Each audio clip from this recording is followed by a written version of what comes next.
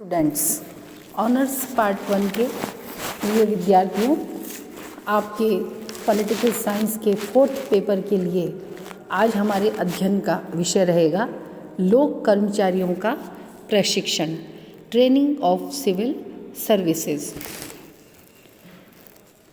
वर्तमान समय में अधिकांश राज्य लोक कल्याणकारी संस्था के रूप में कार्य करते हैं और लोक सेवकों की भर्ती लोक कल्याणकारी राज्य के उद्देश्य को पूर्ण करने के लिए की जाती है।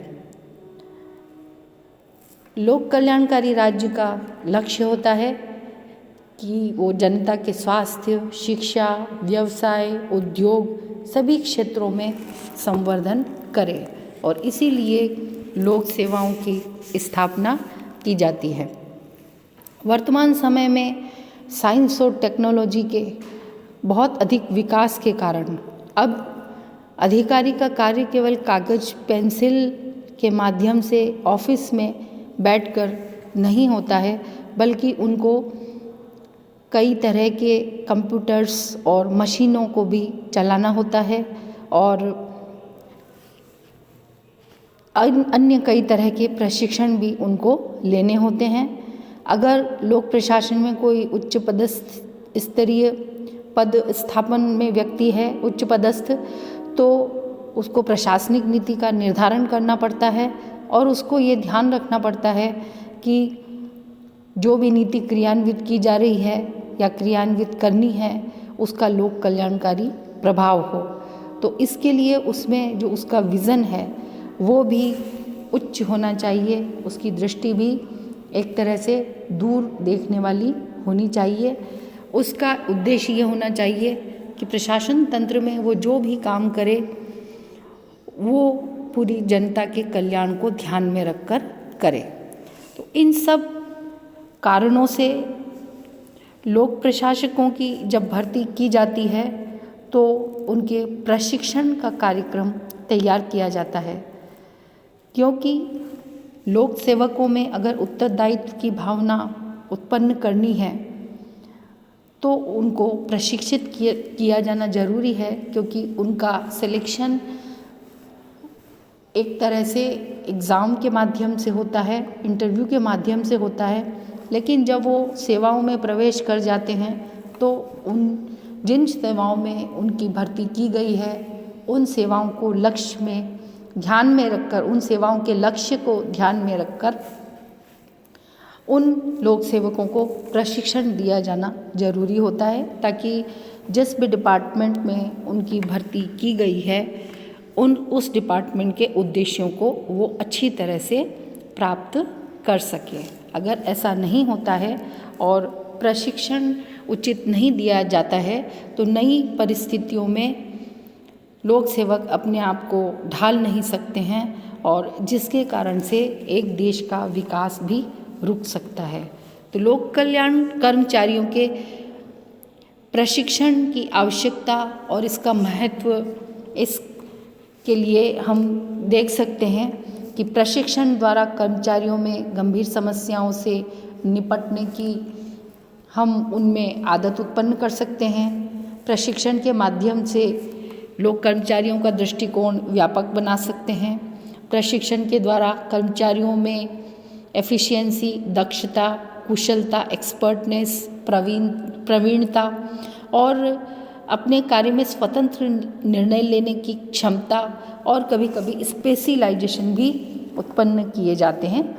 और प्रशिक्षण के माध्यम से कर्मचारियों में सामाजिक समस्याओं को किस तरीके से हल करना है, किस तरीके से उनको अपनी मेंटलिटी रखनी है, कौन से मनोवैज्ञानिक तरीके अपनाने हैं, इस तरह का भी प्रशिक्षण दिया जा सकता है और लोक कर्मचारियों में इस तरह की क्षमता विकसित की जा सकती है। प्रशिक्षण के द्वारा कर्मचारियों में आत्मनिर्भरता की भावना उत्पन्न होती है और कर्मचारी किसी भी लक्ष्य को प्राप्त करने के लिए कार्य करने में उत्सुक रहते हैं। प्रशिक्षण का अगर हम अर्थ समझने का प्रयास करें तो जैसा कि नाम से ही स्पष्ट है प्रशिक्षण यानी ट्रेनिंग एजुकेशन यानी शिक्षण से अलग है। प्रशिक्षण का क्षेत्र थोड़ा सा संकुचित है क्योंकि उसका उद्देश्य भी सीमित होता है, जबकि शिक्षण का क्षेत्र व्यापक है। प्रशिक्षण तो एक्चुअली एक स्पेशलाइज्ड क्रिया है, एक विशिष्ट क्रिया है।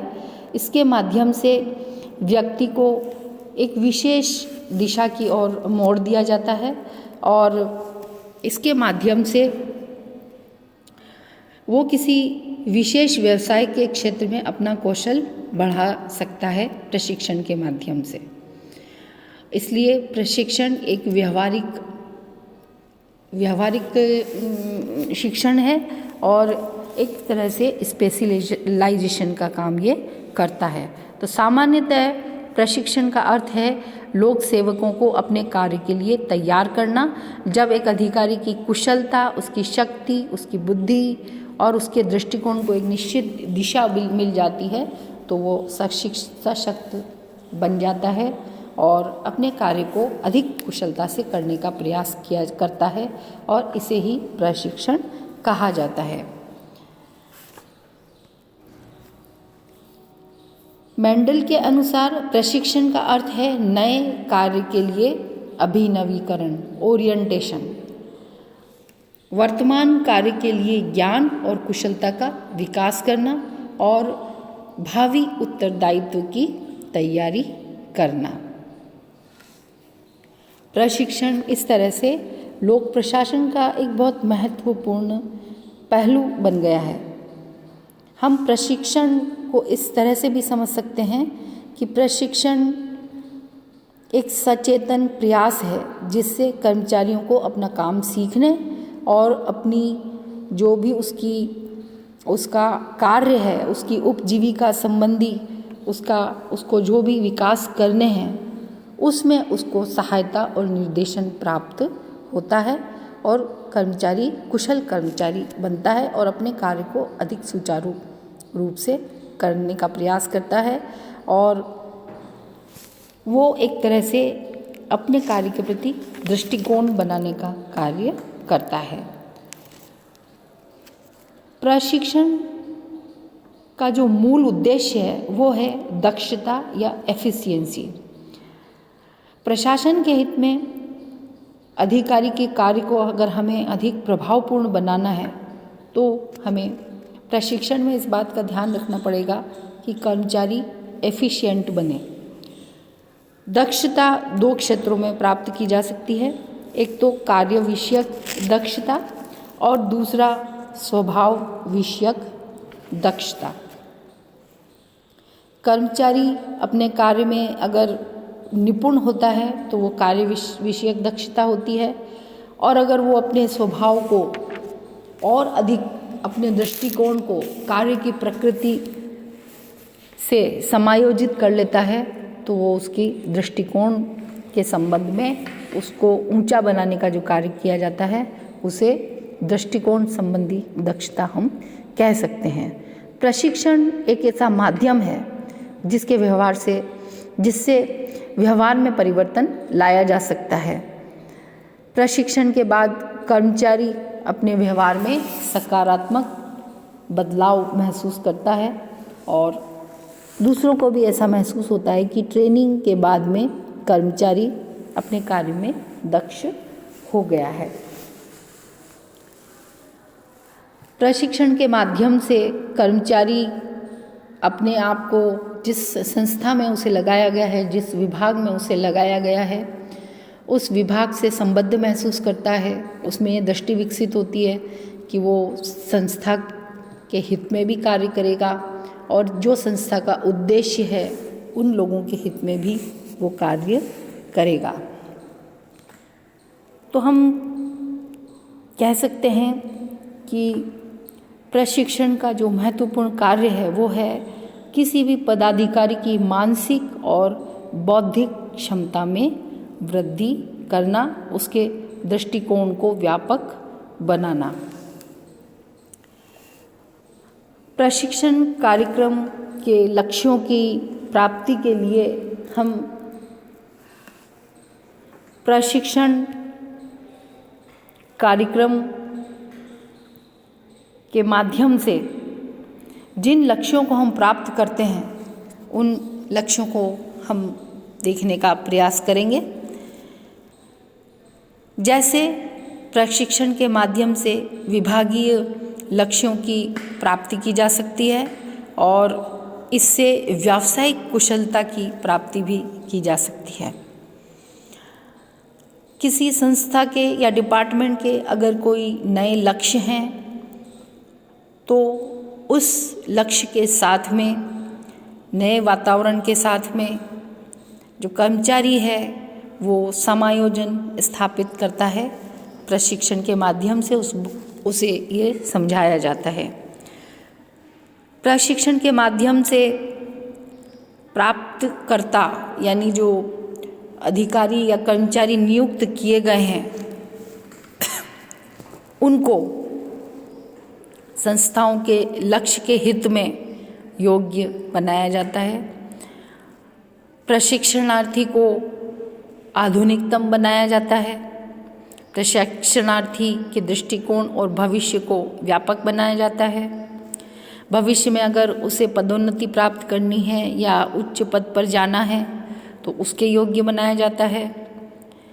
चूँकि कर्मचारी सेवानिवृत्ति तक अपने पद पर रहते हैं या डिपार्टमेंट में रहते हैं तो आजीवन उनकी सेवाओं में जो भी क्षमता है होनी चाहिए उसका विकास किया जाता है प्रशिक्षण के माध्यम से।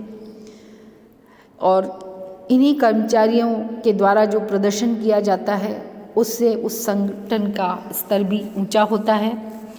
लोक सेवाओं में ईमानदारी और मनोबल को प्रशिक्षण के माध्यम से ऊंचा उठाया जाता है और इसी तरह से सभी कर्मचारियों में अपने विभाग के प्रति दृष्टिकोण में एक रूपता लाने का प्रयास किया जाता है। प्रारंभ में जब अधिकारी अपने पद पर पहली बार अपने पद ग्रहण करता है तो उसे अनेक कठिनाइयों का सामना करना पड़ता है। तो इस तरह से प्रशिक्षण के माध्यम से उसमें आवश्यक योग्यताएं विकसित की जा सकती हैं और जो भी उस पद की वांछनीय आवश्यकता है उसके अनुसार व्यक्ति को या जो कर्मचारी को नियुक्त किया गया है, अधिकारी को नियुक्त किया गया है, उनको आवश्यकताओं के अनुरूप उनको प्रशिक्षण दिया जाता है। ये माना जाता है कि सरकारी पद के कार्यों का एक निश्चित तरीका होता है और प्रशिक्षण के माध्यम से ये तरीका सिखाया जा सकता है और हर कार्य को कर्मचारी कुशलता से कर सकता है ताकि भूल करने और सुधार करने में जो अधिक वक्त लगता है, लंबी प्रक्रिया होती है, उसके बजाय कर्मचारी को दक्ष करके उससे कार्य लिया जा सकता है।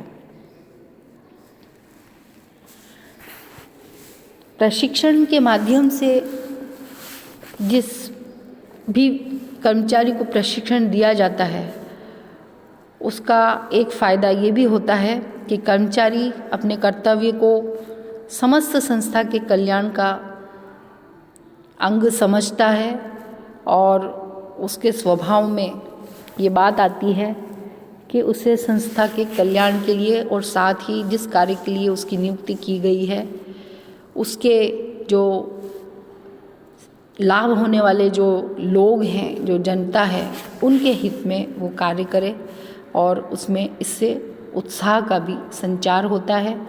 और लोक प्रशासन चूँकि एक बहुत बड़ी सेवा होती है और जो कर्मचारी इसमें आते हैं उनमें बहुत ज़्यादा उत्साह इस बात को लेकर होता है कि वो लोक कल्याण का एक अंग हैं और वो बहुत ही महत्वपूर्ण है और उन्हें अपने कार्य और अपने लक्ष्य और लोक प्रशासन के लक्ष्यों को प्राप्त करने के लिए बहुत परिश्रम करना है। प्रशिक्षण के माध्यम से कर्मचारियों को कार्यों और उत्तरदायित्व का ज्ञान प्रदान कर दिया जाता है और कठिनाइयों से निपटने की क्षमता उनमें उत्पन्न कर दी जाती है। Keep learning, keep growing. Thank you very much.